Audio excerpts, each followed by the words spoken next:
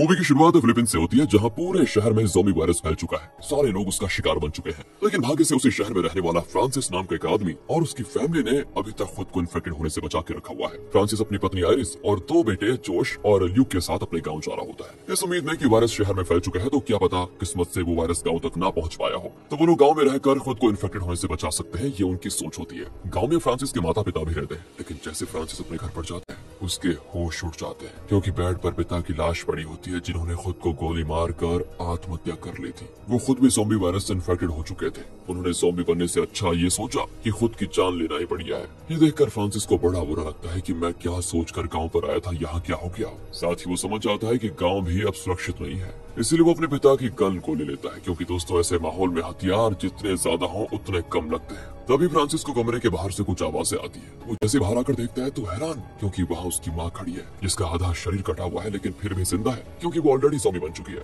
धीरे धीरे वो फ्रांसिस की तरफ बढ़ने लग जाती है ताकि उस पर हमला करके उसे भी ज़ॉम्बी बना पाए। फ्रांसिस बेचारा ये करना तो नहीं चाहता था, लेकिन फिर भी वो दिल पर पत्थर रखकर अपनी माँ को शूट करके मार डालता है। उसके बाद अपने माता पिता का अंतिम संस्कार भी करता है ताकि उनकी आत्मा को शांति मिल जाए। फ्रांसिस अपने परिवार को समझाता है कि देखो, हम लोग यहीं पर रहेंगे, यहाँ खेत है जिसमें अनाज मिल जाएगा हमको, और हेडपंप भी है जिससे पानी का बंदोबस्त हो जाएगा। सभी मान जाते हैं। साथ ही हमें ये भी पता चल जाता है कि आयरिस और फ्रांसिस खुश नहीं है, दोनों एक दूसरे से नाराज है, मानो उनका कोई झगड़ा हुआ हो। इसके बाद सभी स्टोर रूम में जाने का डिसाइड करते हैं ताकि कुछ जरूरत का सामान मिल जाए। तो वहाँ पर आने पर उनको एक केयरटेकर की लाश मिलती है जिसने ज़ॉम्बीज़ से बचने के लिए खुद को फांसी पर चढ़ा दिया था। वहीं पर कुछ चिकन्स भी होते हैं जो कि पिंजरे में कैद थे। फ्रांसिस जोश से कहता है कि जाओ केयरटेकर की लाश से चाबी निकालो और उन चिकन्स को आजाद करके यहाँ पर लेकर आ जाओ। जोश काफी ज्यादा डरा हुआ था, लेकिन फ्रांसिस कहता है कि बेटा ये समय डरने का नहीं है, समझो ये तुम्हारी ट्रेनिंग है, ताकि कभी अचानक से ज़ॉम्बीज़ तुम पर हमला भी करने आ गए तो तुम उनसे ना डरते हुए खुद को बचाने की कोशिश करो। जाओ जल्दी। जोश धीरे धीरे उस केयरटेकर के पास जाता है, उससे चाबी लेने की कोशिश करता है, लेकिन वो इतना ज्यादा घबराया हुआ था कि वो घबराहट में उस लाश के ऊपर गिर जाता है। जोश की तो सांस अटक जाती है। अब वहाँ से जोश तुरंत हेडपंप के पास पहुंचता है, अपने शरीर पर लगा हुआ जो खून था उसे साफ करने लग जाता है। तब उसके जाने के बाद आयरिस फ्रांसिस से कहती है, तुम जोश को अभी ये सब क्यों सिखा रहे हो, वो बच्चा है अभी। फ्रांसिस कहता है कि जिंदा रहना है तो ये सब सीखना होगा, बच्चा क्या है। साथ ही हम ये भी देख पाते हैं दोस्तों कि फ्रांसिस जोश से ज्यादा ल्यूक से प्यार करता है,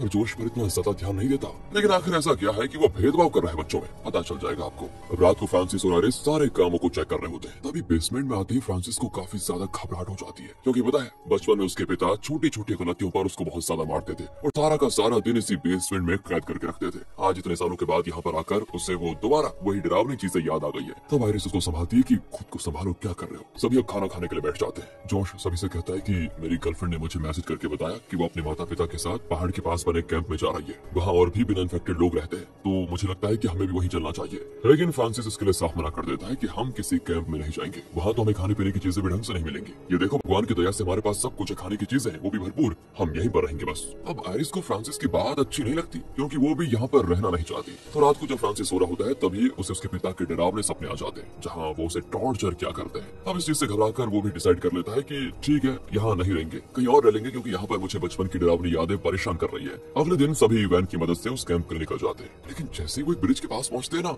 उन्हें सामने बैरिकेड लगा हुआ दिखाई देता है। उस बैरिकेड से रास्ता बंद किया गया था। ये देखकर आयरिस उस बैरिकेड को हटाने की कोशिश करती है, लेकिन तभी वहाँ पर एक ज़ॉम्बी आकर उस पर हमला करने की कोशिश करता है। फ्रांसिस तुरंत उस ज़ॉम्बी को शूट करके मार डालता है, लेकिन आवाज को सुनकर बाकी ज़ॉम्बीज़ वहाँ पर आ जाते हैं। तभी वो एक ग्रेनेड को फेंककर सभी को स्फोट कर देता है, और अब उनकी वैन भी खराब हो गई है। ये ज्यादा प्रॉब्लम हो गई है और उनके पास दूसरा जरिया भी नहीं है गाँव से बाहर जाने का, इसलिए मजबूरन सभी दोबारा गाँव में वापस आ जाते हैं। अब अगली सुबह फ्रांसिस अकेले वैन के पास आकर उसको ठीक कर देता है, लेकिन इस बार वो घर में किसी को नहीं बताता, क्योंकि वैसे उसने मन बना लिया था कि वो यहीं पर रहेगा। गाँव से बाहर हद से ज्यादा ज़ॉम्बीज़ है, यहाँ तो सिर्फ सपने उसे डराएंगे, ना कि इन्फेक्टेड लोग। इसलिए वो यहीं पर रहने का फैसला करता है और लाइट्स वगैरह ठीक करके अपने बच्चों के साथ खेलने लग जाता है, ताकि सभी का एंटरटेनमेंट हो पाए। तो कुछ देर के बाद जोश और ल्यूक दोनों पुराने एल्बम्स को देख रहे होते हैं, जिसमें फ्रांसिस के भाई की भी एक फोटो होती है। उसको देखकर ल्यूक जोश से कहता है कि तुमने एक बात नोटिस की, तुम बिल्कुल पापा के भाई की तरह दिखती हो, न कि पापा की तरह। ये सुनकर जोश एकदम हैरान हो जाता है और अब उसको सारी चीज समझ में आ जाती है कि आखिर उसके पिता उससे इतना नाराज रहते क्यों है, क्योंकि उसे पता चल गया है मैं उनका बेटा हूँ ही नहीं, बल्कि मैं तो उनके भाई का बेटा हूँ। दरअसल दोस्तों, आयरिस का फ्रांसिस के भाई के साथ गलत संबंध था और उससे जोश पैदा हुआ, लेकिन बाद में फ्रांसिस ने उसे माफ कर दिया था। उसके बाद से फ्रांसिस फ्रांसिस ने जोश और ल्यूक दोनों को संभाला, लेकिन फिर भी असली बेटा न होने की वजह से वो ज्यादा गुस्सा जोश पर निकालता है। लेकिन वैसे उसका कोई तकलीफ वगैरह देने का कोई इरादा नहीं है उसको, बल्कि वो खुद को भी कई बार समझाता है कि जोश को भी पिता की जरूरत है और मैं क्या करता रहता हूँ। ये मेरी जिम्मेदारी है कि मैं उसको भी पालूं, अच्छी तरह उसे खुश रखूं, मैं उसके पिता का पूरा काम करूं, ये मेरी जिम्मेदारी है। इस तरह दोस्तों वो खुद को समझा रहा होता है। साथ ही इसी वजह से आरिस और फ्रांसिस कभी कभी एक दूसरे से गुस्सा भी हो जाया करते हैं, क्योंकि आरिस के गलत संबंध थे। तो अगले सीन में फ्रांसिस जब घर के बाहर होता है तब एक कुत्ता उसको काट लेता है। आरिस फिर फ्रांसिस को पट्टी वगैरह लगा देती है, लेकिन उससे कहती है कि हमें तुरंत डॉक्टर के पास जाना होगा वरना तुम्हें रेबीज हो सकता है। फ्रांसिस कहता है कि उस कुत्ते के गले में पट्टा लगा हुआ था, इसका मतलब वो पालतू कुत्ता होगा जिसके अंदर तो रेबीज नहीं हो सकता, तुम टेंशन मत लो, मुझे कुछ नहीं होगा। कुछ देर के बाद जोश फ्रांसिस से कहता है कि मुझे भी अपने परिवार के लिए कुछ करना है ताकि जरूरत पड़ने पर मैं कुछ काम आ पाऊं। फ्रांसिस कहता है कि तुम अभी बच्चे हो बेटा, अगर तुम खुद को बड़ा समझते हो और ये सोचते हो कि तुम हमारे लिए कुछ कर सकते हो तो क्या हमें बचाने के लिए किसी की जान ले लोगे तुम? जोश इसके बाद हाँ में जवाब देता है कि मैं परिवार को बचाने के लिए किसी की भी जान ले सकता हूँ। तब फ्रांसिस जोश को गन देकर उसे सामने निशाना लगाने के लिए कहता है। जोश काफी ज्यादा डरा हुआ था, लेकिन फ्रांसिस उसको और डरा रहा होता है ताकि उसका डर ही खत्म हो जाए।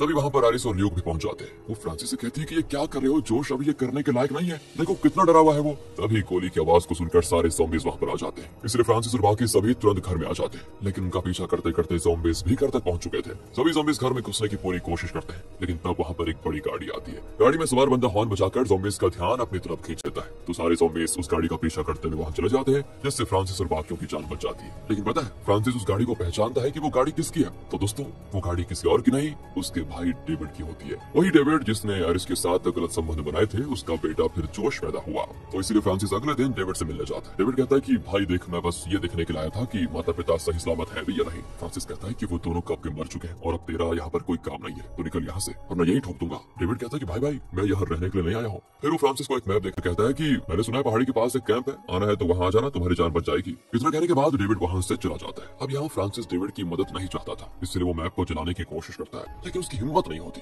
सोचता है कि क्या पता कभी मुसीबत के टाइम में ये मैप काम आ जाए, इसलिए वो मैप को अपने पास रख लेता है। जिसके बाद आता है वो घर पर और तुरंत ही खिड़कियों पर लकड़ियां लगाने लगता है ताकि ज़ॉम्बीज़ खिड़की वगैरह से अंदर ना आ पाए। तो यहाँ ल्यूक खेलते खेलते घर के बेसमेंट में पहुंच जाते हैं, जहाँ उसकी नजर एक बूढ़े ज़ॉम्बी पर पड़ती है जो कि बेसमेंट में ही छुपा हुआ था। ये देखकर तो ल्यूक डर जाता है। आरिस तुरंत वहाँ पर आकर ल्यूक को संभालती है और कहती है कि ज़ॉम्बी काफी बूढ़ा है और कमजोर भी, इसलिए हमें इससे डरने की जरूरत नहीं है, ये हमारा कुछ नहीं बिगाड़ सकता। पर ये सारी बातें फ्रांसिस सुन लेता है और तुरंत ही उस बूढ़े ज़ॉम्बी का सर धड़ से अलग कर लेता है। इसके बाद फ्रांसिस जब नहाने के लिए निकलता है तो जोश की नजर उस मैप पर पड़ जाती है जो कि उसे डेविड ने दिया था, लेकिन वो कुछ कर पाता। फ्रांसिस उसे कमरे से भगा देता है। इसके बाद वो क्रिसमस ट्री को सजाकर सभी से कहता है कि चलो आज हम क्रिसमस मनाने वाले हैं। घर वाले कहते हैं कि ये तो सितंबर का महीना है, इसमें कौन सा क्रिसमस होता है? तो फ्रांसिस कहता है कि सुनो सुनो, मैं कह रहा हूँ ना कि आज क्रिसमस है तो आज ही मनाना पड़ेगा। दोस्तों जिस तरीके से वो बोलता है तो लगता है उसकी हल्की सी दिमागी संतुलन थोड़ा खराब होता जा रहा है। अब डिनर करते हुए जोश आरिस को मैप के बारे में बता देता है। ये सुनकर वो भी हैरान हो जाती है, तो वो फ्रांसिस के बारे में पूछती है कि क्या तुम्हारे पास कोई मैप जैसी चीज है? फ्रांसिस साफ झूठ कह देता है कि नहीं, मेरे पास कोई मैप नहीं है। तब फ्रांसिस ल्यूक और जोश को ये बता देता है कि तुम्हें पता है बेटा, तुम्हारी माँ यहाँ से क्यों जाना चाहती है? क्योंकि उसे अपने आशिक डेविड से जो मिलना है, वो तो कुछ महीनों पहले तुम दोनों को छोड़कर चली गई होती,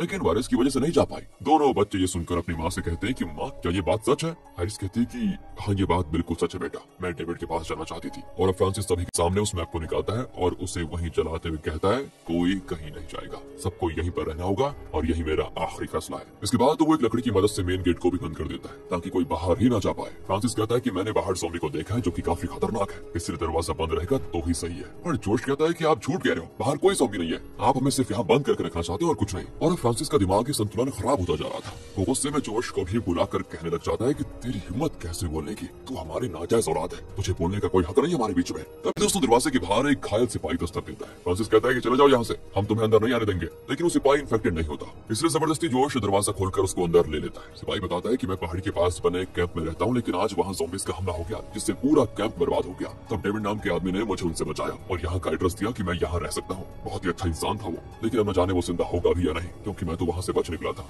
लेकिन ज़ॉम्बीज़ ने उसको चारों तरफ से घेर लिया था उस समय। ये सुनकर आरिस काफी ज्यादा रोने लग जाती है कि डेविड भी अब नहीं रहा। वो सिपाही को यहीं पर रुकने की परमिशन दे देती है। फिर फ्रांसिस सिपाही से कहता है कि तुम यहाँ रह तो सकते हो, लेकिन तुम्हें बेसमेंट में रहना होगा ताकि हमारे परिवार वालों से दूर रहो। सिपाही मान जाता है। अब रात को जोश आरिस के पास आकर कहता है कि मैं जानता हूँ फ्रांसिस मेरे असली पिता नहीं है, इसीलिए वो मुझे प्यार नहीं करते, लेकिन मैं तो फ्रांसिस और बाकी सभी को अपना परिवार मानता हूँ। मुझे पता है कि बाहर अभी कोई ऐसी जगह जरूर होगी जहाँ पर हम आराम से रह सकते हैं, इसलिए मुझे प्लीज बाहर जाने की परमिशन दे दो ताकि मैं अपने परिवार वालों को सेव कर पाऊँ, यानी कि आप लोगों को। आयरिस उसके लिए तैयार नहीं होती दोस्तों, लेकिन जोश की जिद के सामने वो कर भी क्या सकती थी, इसलिए जोश तुरंत ही घर से भाग जाता है। अगली सुबह जब घर में फ्रांसिस जोश को नहीं देखता तो वो बड़ा गुस्सा होता है कि कहाँ गया वो। उसे दरवाजा भी खुला हुआ दिखाई देता है, इससे वो समझ जाता है कि जोश भाग गया और इसी गुस्से में वो एक हथौड़ा उठाकर सबसे पहले उस बेचारे सिपाही पर हमला करके उसकी जान ले लेता है। इसके बाद तो वो आयरिस को भी मारकर बेहोश कर देता है। कुछ देर के बाद आयरिस की जब आंख खुलती है तो वो खुद को बेसमेंट में पाती है, जहाँ ल्यूक भी मौजूद था, क्योंकि फ्रांसिस ने उन दोनों को ही बेसमेंट में बंद कर दिया था। लगता है बिल्कुल पागल हो चुका है वो। तब उसे खिड़की के बाहर वही कुत्ता दिखाई देता है जिसने उसे काटा था और वो कुत्ते को मारकर उसी का मांस खाने के लिए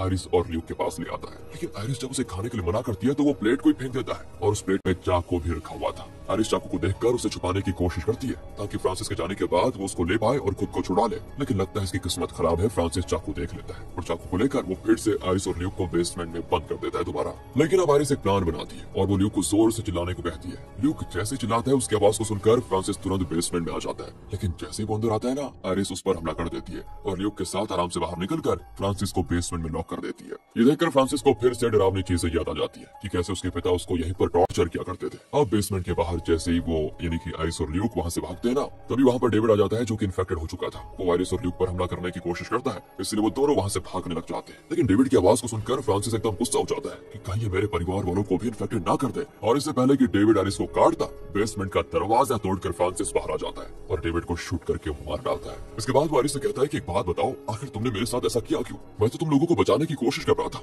तभी वहाँ पर ल्यूक आ जाता है जिसके हाथ पर डेविड ने काट लिया था, यानी कि अब ल्यूक बेचारा भी ज़ॉम्बी में बदल जाएगा। अब इस चीज से फ्रांसिस और आयरिस दोनों एकदम घबरा जाते हैं कि अब क्या होगा। तब आयरिस हिम्मत करके तुरंत ल्यूक का वो हाथ काट देती है, उसी हाथ को जिस पर डेविड ने काटा था। उसके बाद वो उसमें पट्टी वगैरह लगाकर फ्रांसिस से कहती है कि जल्दी से वह लेकर आओ, हमें ल्यूक को तुरंत हॉस्पिटल पहुंचाना होगा। फ्रांसिस भागते हुए वैन के पास जाता है, लेकिन तब उसे वहाँ पर जोश दिखाई देता है जिसके हाथ में गन थी। वो फ्रांसिस को पूरी तरह से डेविड के खून में सना हुआ देखकर ये समझ आता है कि शायद फ्रांसिस ने गुस्से में उसकी माँ को भी मार दिया, इसलिए वो उस पर गोली चला देता है। और फिर फ्रांसिस आखिरी समय में जोश के गाल पर हाथ फेरते हुए कहता है, तुम्हें भी मैं अपना ही बेटा मानता था, माफ कर देना मुझे, मेरी वजह से कभी अगर तुम्हारा दिल दुखाओ। ये सुनकर जोश समझ जाता है कि मैंने बहुत बड़ी गलती कर दी है। वो फ्रांसिस से माफी मांगता है कि पिताजी मुझे माफ कर दीजिए, मुझसे ये अनजाने में हो गया। लेकिन तब तक फ्रांसिस की जान जा चुकी थी, जो देखकर जोश एकदम बौखला जाता है, दुखी हो जाता है कि मैंने ये क्या कर दिया। बेचारा फ्रांसिस जो एक बेटे के लिए वैन लेने के लिए गया था ताकि जल्दी से जल्दी उसको डॉक्टर के पास लेकर जाए, तो दूसरे बेटे के हाथों मारा गया देखा। तो वहीं जोश तुरंत वहाँ से घर आता है। वहाँ आयरिस तो फ्रांसिस के इंतजार में होती है, लेकिन उसे क्या पता था कि फ्रांसिस अब इस दुनिया में नहीं रहा। अब ना तो फ्रांसिस बचा है और ना ही डेविड जो उसके परिवार का ख्याल रख पाए। बेचारे को अकेले ही अपने दोनों बेटों का ख्याल रखना होगा, वो भी ऐसे टाइम पर जब हर तरफ वायरस फैला हुआ है। बहुत बुरा हुआ दोस्तों इसके परिवार के साथ। इसी इमोशनल एंडिंग के साथ ये मूवी यहाँ पर खत्म हो जाती है।